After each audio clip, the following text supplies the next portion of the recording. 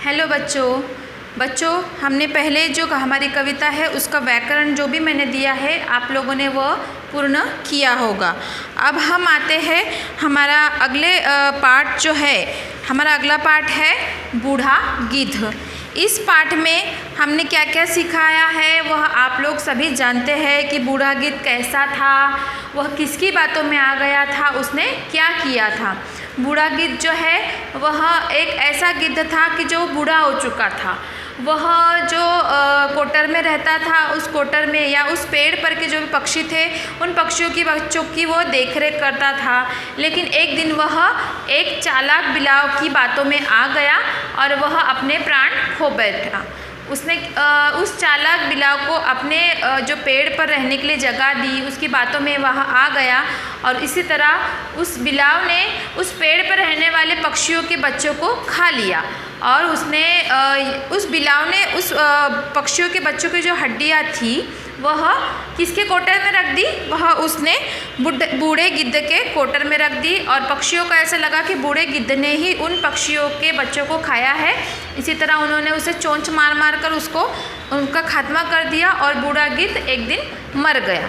इस तरह वह एक धूर्त चालाक बिलाव की बात में आ गया और अपने प्राण गंवा बैठा। बच्चों हमने इसके कठिन शब्दों के अर्थ जान लिए हैं, हमने श्रुत लेख कर लिया है, मौखिक प्रश्न पूर्ण कर लिए हैं, सही गलत जो भी था वो भी हमने पूर्ण किया है।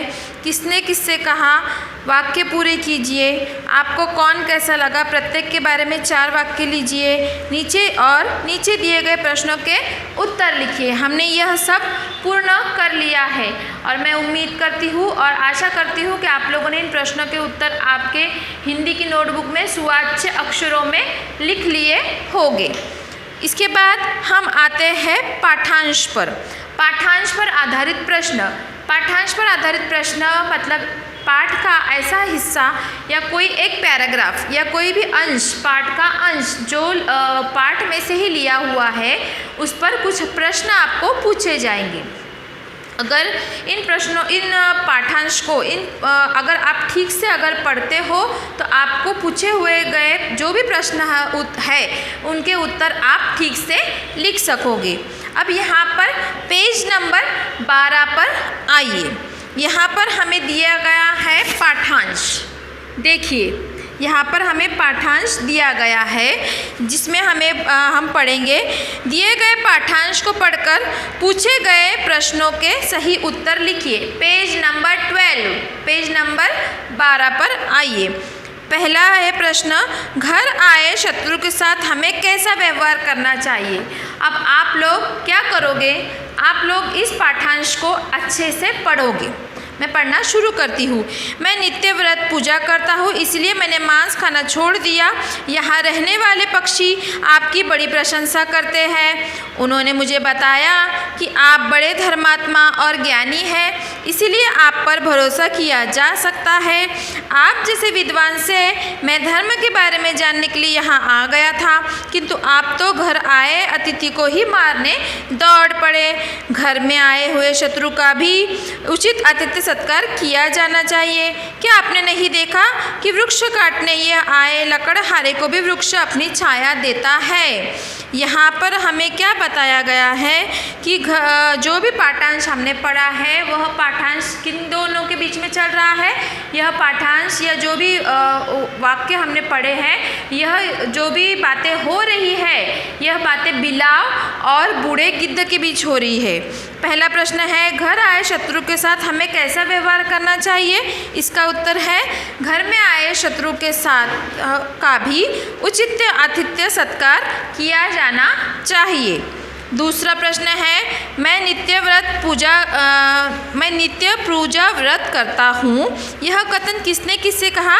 यह कथन बिलाव ने बूढ़े गिद्ध से कहा।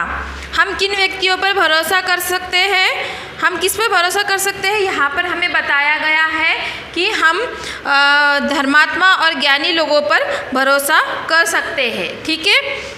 चौथा प्रश्न है पाठांश में मेहमान के लिए कौन सा शब्द प्रयोग किया गया है।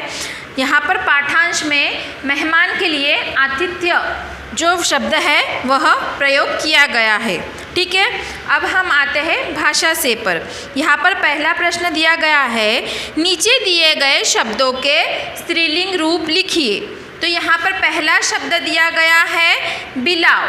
पहला शब्द कौन सा दिया गया है? पहला शब्द दिया गया है बिलाव। तो बिलाव का स्त्रीलिंग रूप क्या हुआ? बिलाव का स्त्रीलिंग रूप हुआ बिल्ली। बिलाव का स्त्रीलिंग रूप हुआ बिल्ली। दूसरा है शेर। शेर का स्त्रीलिंग रूप हुआ शेरनी। शेर का स्त्रीलिंग रूप क्या हुआ? शेरनी। तीसरा है भालू। भालू का स्त्रीलिंग रूप हुआ मादा भालू। बच्चों आप लोग इसे समझ लो, भालू का स्त्रीलिंग रूप हुआ मादा भालू। अब हाथी लिखा है, हाथी का होगा हथीनी। क्या होगा? हाथी का स्त्रीलिंग रूप होगा हथीनी। चौथा है हंस, तो हंस का होगा हंसिनी। और उल्लू जो है लिखा हुआ उसका होगा मादा उल्लू। ठीक है। उसके बाद आइए प्रश्न क्रमांक 2 पर। अब यहाँ पर नीचे दिए गए शब्द स्त्रीलिंग है या पुल्लिंग? हमें यहाँ पर कुछ शब्द दिए गए हैं, ये हमें लिखना है वहाँ पर कि ये शब्द स्त्रीलिंग रूप है या पुल्लिंग रूप। पहला शब्द है नदी। नदी बहती है। बहती है, बहती है कौन सी रूप में हुआ? ये स्त्रीलिंग रूप में हुआ। उसके बाद है पर्वत। पर्वत कौन सा लिंग है? पर्वत पुल्लिंग है। उसके बाद है वृक्ष। वृक्ष भी पुल्लिंग है। अतिथि, अतिथि शब्द जो है वो भी पुल्लिंग है। नाखून, नाखून शब्द भी पुल्लिंग है। रोशनी, रोशनी शब्द कौन सा है? रोशनी स्त्रीलिंग शब्द है। इसके बाद है पक्षी। पक्षी जो शब्द दिया गया है वह पुल्लिंग रूप है और छाया जो है वह स्त्रीलिंग रूप है। उसके बाद तीसरा प्रश्न है, अशुद्ध वाक्यों को शुद्ध करके लिखिए। पहला शब्द वाक्य हमें दिया गया है क वृक्ष पर अनेक पक्षी है। यह क्या है? यह एक शुद्ध वाक्य है, तो इसका उत्तर है वृक्ष पर अनेक पक्षी है।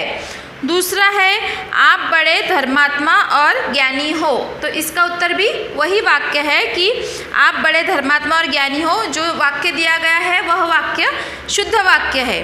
तीसरा है मीठी बातों से अतिथि का स्वागत करनी चाहिए। यहाँ पर जो करनी चाहिए दिखाया है, जो शब्द लिखा है उसकी जगह पर हमें लिखना है करना चाहिए। मीठी बातों से अतिथि का स्वागत करना चाहिए। चौथा शब्द है, चौथा वाक्य है, वह मरे हुए पक्षियों के बच्चों की हड्डियां गिद्ध के कोटर में डाल देता। अब यह अपूर्ण वाक्य है। इसका वाक्य पूर्ण ऐसा होगा कि वह मरे हुए पक्षियों के बच्चों की हड्डियां गिद्ध के कोटर में डाल देता था। तो आपको देता के आगे लिखना है था। ठीक है। अब आइए प्रश्न क्रमांक 4, ये आपको खुद लिखना है। नीचे दिए गए शब्दों के विलोम शब्द लिखिए। विलोम शब्द का अर्थ क्या हुआ? विलोम शब्द का अर्थ हुआ अपोजिट वर्ड्स। तो पहला है क्रोध। क्रोध का अर्थ क्या हुआ? क्रोध का विलोम शब्द, क्रोध का विलोम शब्द हुआ क्षमा। दूसरा है पास। पास का विलोम शब्द है दूर। तीसरा है बुद्धिमान। बुद्धिमान का विलोम शब्द है मूर्ख। अनजान, उसका विलोम शब्द है परिचित। चौथा है बूढ़ा।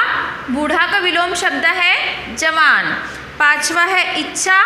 इच्छा का विलोम शब्द है अनिच्छा। फिर है उचित। उचित का विलोम शब्द है अनुचित। उसके बाद है ज्ञानी। ज्ञानी का विलोम शब्द है अज्ञानी। बच्चों इस तरह हमने दूसरा पार्ट भी पूर्ण कर लिया है और इसका जो भी व्याकरण हमें दिया गया है वो भी हमने पूर्ण कर लिया है। इन प्रश्नों के उत्तर या फिर जो भी भाषा से में जो भी दिया गया है इसके उत्तर मैं आपको आपके व्हाट्सएप पे सेंड कर दूँगी। शुक्रिया।